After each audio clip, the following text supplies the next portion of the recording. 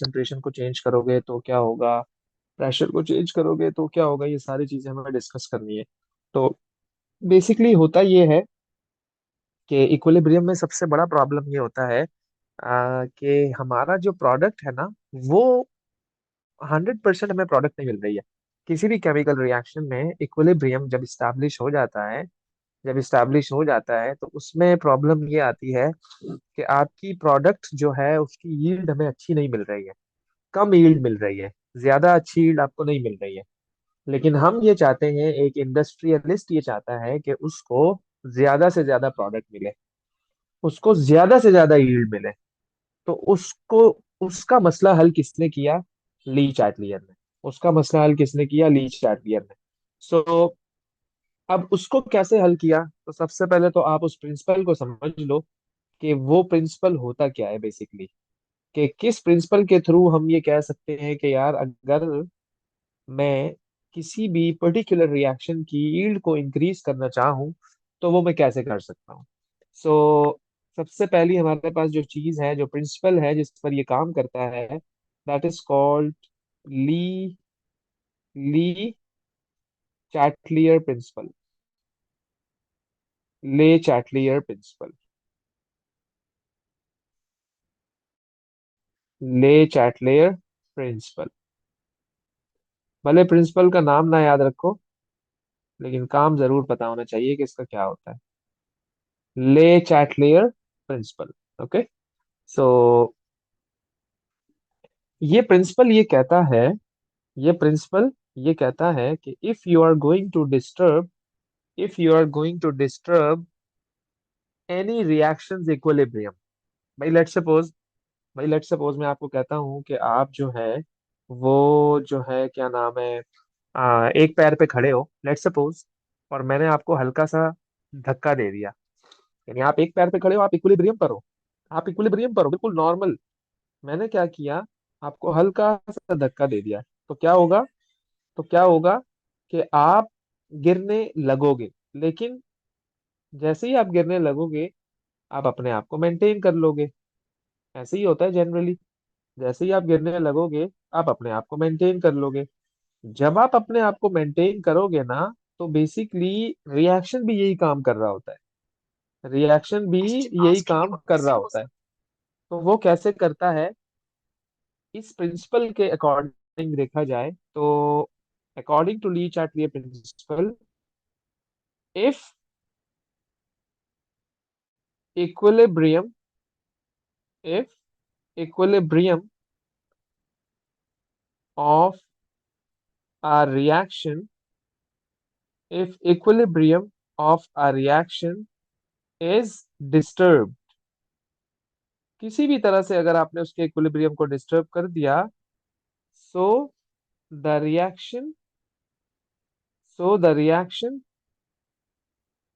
tends to oppose the change,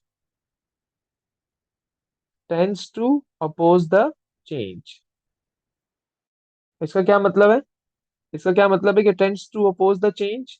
इसका मतलब ये है बेटा कि रिएक्शन ये चाहेगा कि वो जो चेंज आपने उसमें किया है वो उसको अपोज करे, यानी कि उसको रेजिस्ट करे, यानी उसको वो रेजिस्ट करे।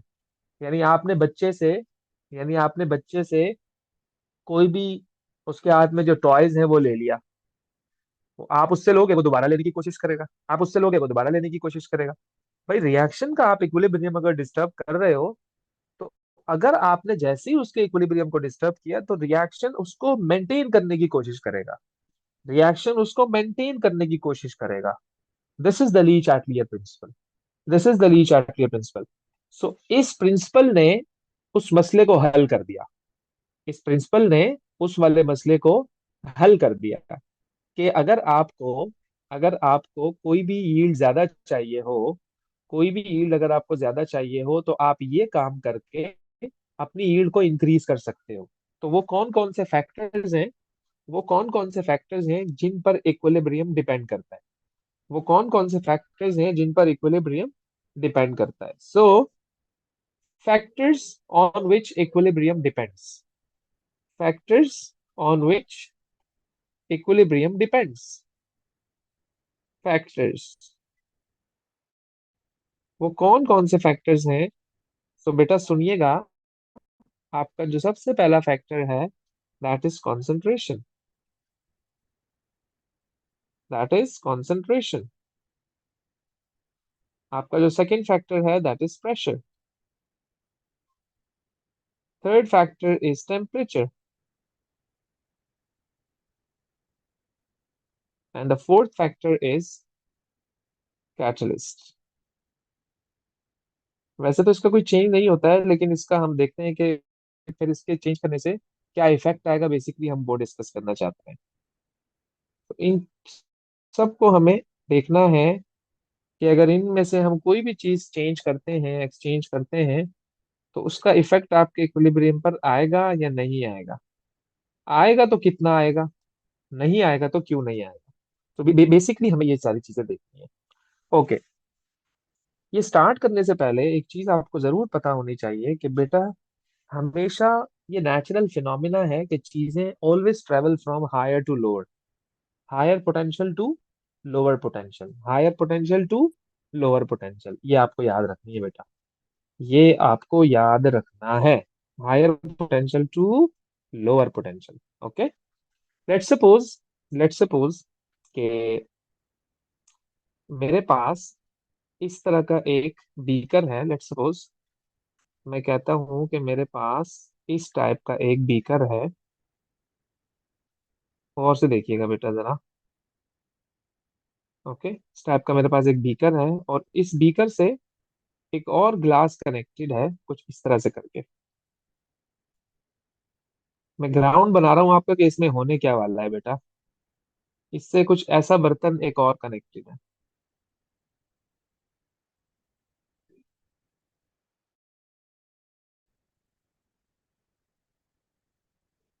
ओके हो गया जी। मैं आपको कहता हूँ बेटा कि मैंने इसको इसको वाटर से फुल कर दिया है। Let's suppose like this. Let's suppose like this. Okay हो गया जी। अच्छा जी, मैं आपको ये कहता हूँ बेटा, आप इसमें ऐड मोर वाटर। आप इसमें add more water. Add more water. बेटा जब इसमें ऐड मोर वाटर करोगे ना, तो जैसे ही आप इसमें पानी ऐड करोगे, तो वो वहां गिरने लग जाएगा। तो वो वहां गिरने लग जाएगा, ऑब्वियस सी बात है। ऑब्वियस सी बात है कि जब इसमें पानी एक्स्ट्रा होगा, तो वो मूव करके यहाँ आ जाएगा। फिर तो बेटा ये तो कभी बीकर भर ही नहीं पाएगा। ये तो फिर बीकर कभी भर ही नहीं पाएगा। है ना? है ना? मैं सही कह रहा हूँ ना हादिया? ये तो फिर कभी भर ही नहीं पाएगा। तो इसलिए ये चाहता है कि ये अपने इक्विलिब्रियम को मेंटेन करके रखे। ये क्या चाहता है कि ये अपने बीकर को, अपने इक्विलिब्रियम को ये मेंटेन करके रखे। तो जब ये अपने इक्विलिब्रियम को मेंटेन करके रखना चाहता है, तो जो भी एक्स्ट्रा पानी आएगा, तो वो अगले वाले गिलास में क्या होता जाएगा, शिफ्ट होता जाएगा ऑटोमेटिकली। ऑटोमेटिकली वो अगले वाले गिलास में क्या होता जाएगा, शिफ्ट होता जाएगा, ताकि अपने इक्विलिब्रियम को वो दोबारा से मेंटेन रख सके। तो ये फिनोमिना जो है, ये इमेजिनेशन आप अपने जहन में रखना, ताकि आपको सारे के सारे फैक्टर्स बड़ी आसानी के साथ समझ आ जाए। Okay. So number one is the concentration. Concentration. Sir ये हम कंसंट्रेशन इक्विलिब्रियम के केस की बात कर रहे हैं। एग्जैक्टली। Okay sir. अब हम क्या करेंगे हादिया? अब हमें करना ये है कि मैं ले लेता हूँ कोई general reaction. Let's suppose a is reacting with b to form to form c plus d. To form c plus d. aqueous aqueous aqueous aqueous। Okay. मैं आपको ये कह रहा हूं कि आप क्या कर दो, एक ही कंसंट्रेशन को इंक्रीज कर दो। ये जो मैंने ब्रैकेट बनाई है ना, ये वाली, इसका मतलब होता है कंसंट्रेशन।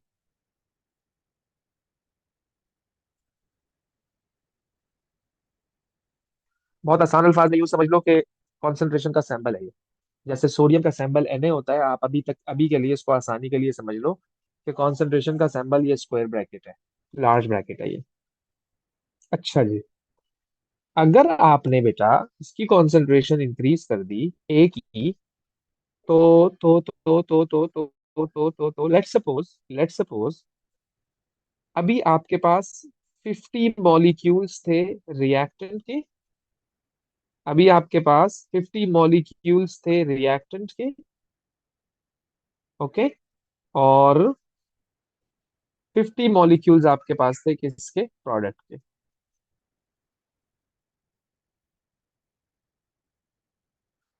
कॉन्सेंट्रेशन का मतलब आपको अच्छी तरह से पता है कि क्या होता है, amount of particles. Amount, amount किसी भी चीज का, पार्टिकल भी हो सकते हैं, मॉलिक्यूल भी हो सकता है, और आयन भी हो सकता है। अच्छा जी, तो जब आप बेटा एक ही कॉन्सेंट्रेशन को इंक्रीज करेंगे ना, तो होगा क्या कि लेट्स सपोज वो 50 से आपने 20 मॉलिक्यूल्स और इसमें ऐड कर दिए। 20 मॉलिक्यूल आपने इसमें और ऐड कर दिए, यानी और ऐड कर दिया, एक ही कॉन्सेंट्रेशन को आपने इंक्रीज कर दिया। जब आपने एक ही कॉन्सेंट्रेशन को इंक्रीज कर दिया तो अब आपके पास टोटल जो मॉलिक्यूल्स हैं वो 70 हो गए। तो जैसे ही 70 मॉलिक्यूल्स होंगे, इसका मतलब आपने इस बीकर में पानी डाल दिया। इसका मतलब आपने इस बीकर में और चीज ऐड कर दी। तो जैसे ही आप इसमें और चीजें ऐड करोगे तो वो फॉरवर्ड जाना शुरू हो जाएगा। जैसे ही आप चीजें ऐड करोगे तो वो फॉरवर्ड जाना शुरू हो जाएगा। कब तक जाता रहेगा, कब तक जाता रहेगा, कब तक जाता रहेगा, जब तक जाता रहेगा, जब तक वो अपने आप को दोबारा से मेंटेन ना कर ले। जब तक वो दोबारा से अपने आप को मेंटेन ना कर ले, बेटा यही काम यहाँ पर भी होने वाला है। So if we increase the concentration of reactant means A means the concentration of A, so the reaction is going to forward. The reaction is going in forward direction. Okay, अपना रिएक्शन जो है वो तब तक forward होता रहेगा जब तक वो दोबारा से अपने इक्विलिब्रियम को मेंटेन ना कर ले। यानी कि लेट सपोज आपके पास यहाँ पर 70 मॉलिक्यूल्स हैं और वहां पर अभी भी कितने मॉलिक्यूल्स हैं, 50 है। तो आपने after increasing the concentration of A, बेटा after after increasing the concentration of A, after increasing concentration of A, okay, increasing the concentration of A, reaction moves in forward direction. Reaction, reaction moves in forward direction.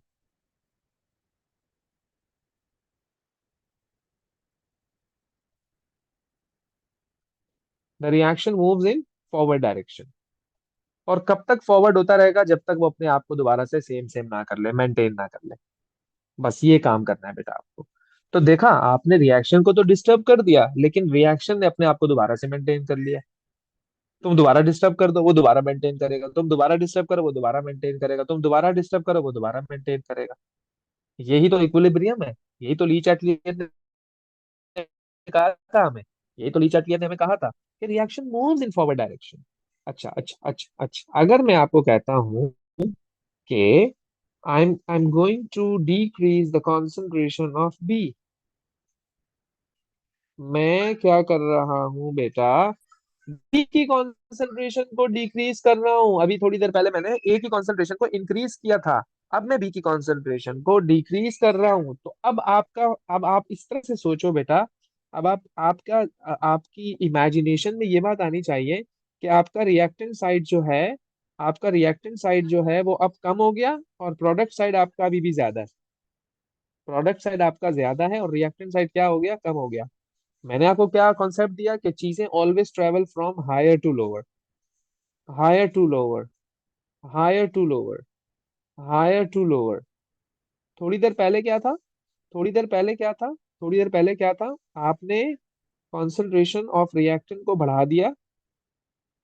Concentration of reactant को आपने यहाँ ले आए, इस position पर ले आए। तो अब ये हायर हो गया आपका। अब ये higher to lower, higher to lower, higher to lower. तो हायर टू लोअर मतलब तभी तो हम इसको कह रहे हैं कि ये फॉरवर्ड है। तभी तो हम इसको कह रहे हैं कि ये फॉरवर्ड है। दिस इज द रीजन यार, दिस इज द रीजन बेटा, दिस इज द रीजन कि वो फॉरवर्ड है। ओके, तो ये याद रखिएगा। इसलिए बेटा आपको पता होनी चाहिए ये सारी चीजें। ओके, तो if we decrease the concentration of b, तो अब क्या यस सर। होगा? अब क्या होगा? So after decreasing the concentration of B, after decreasing the concentration of B, the reaction moves in backward direction.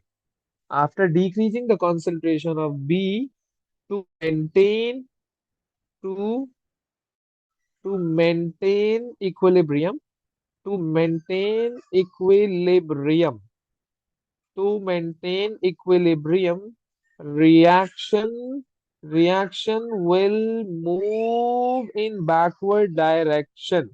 Reaction will move in backward direction. तो वही बात है कि वो बैकवर्ड हो जाएगा। कब तक बैकवर्ड हो जाएगा? कब तक बैकवर्ड होता रहेगा?